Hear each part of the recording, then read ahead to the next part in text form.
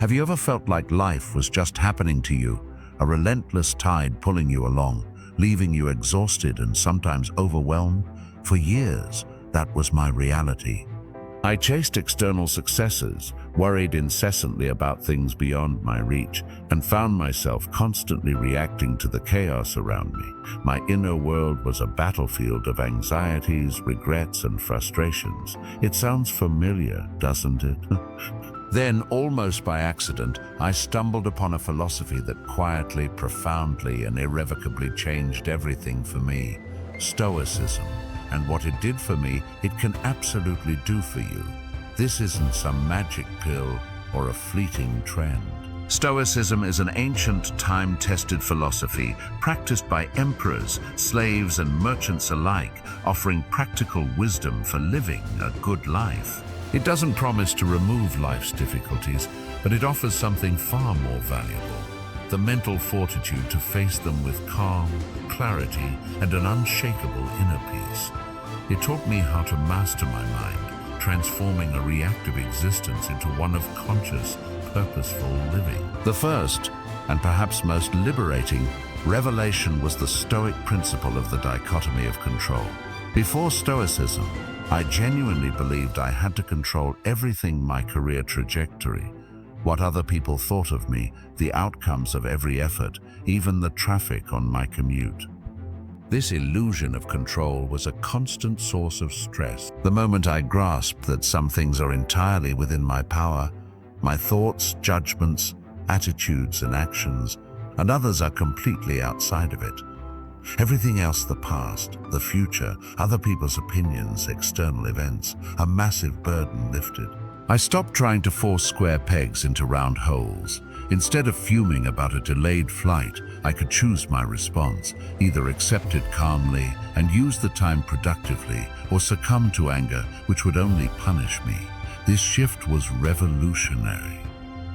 It allowed me to redirect my energy from futile external battles to cultivating my character, which is the only true domain of my sovereignty.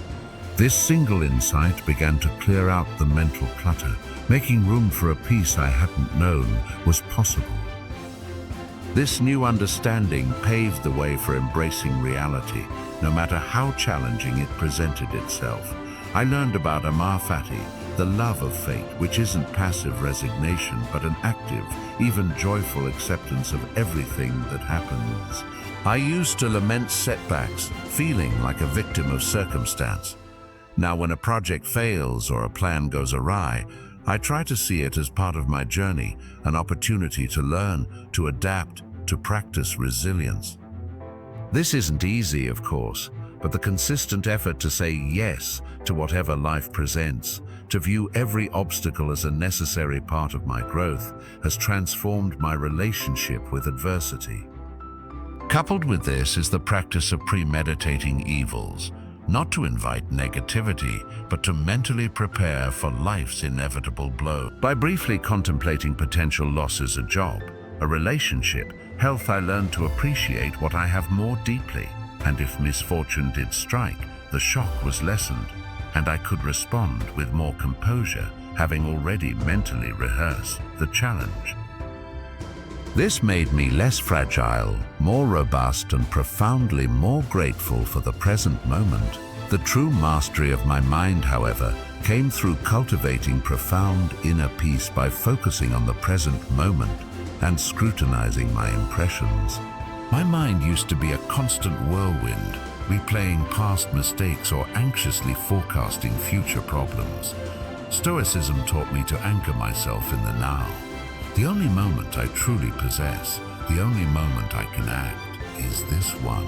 This simple yet powerful discipline of bringing my attention back to the present allowed me to truly experience life rather than just worrying through it.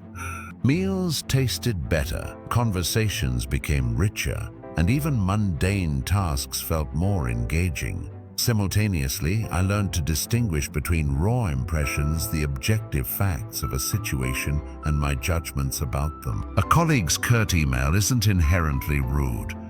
My judgment that it's an insult is what causes distress. By pausing before reacting, By examining the impression with reason, I gained control over my emotional responses. This discipline became my inner gatekeeper, ensuring that external events no longer had the power to dictate my tranquility. Stoicism didn't magically remove my problems or make my life perfect. What it did was equip me with an internal operating system for living. It changed my perception, my reactions, and my entire approach to existence. It taught me that happiness isn't found in external circumstances, but in the unwavering cultivation of virtue and reason within myself. It's a continuous practice, a lifelong journey of self-mastery. But if you, like I once did, yearn for a life unaffected by chaos, resilient to fortune's whims, and strong enough to meet any challenge with an unshakable mind, then I urge you to explore the ancient wisdom of Stoicism. It changed my life, and I have no doubt it can change yours too.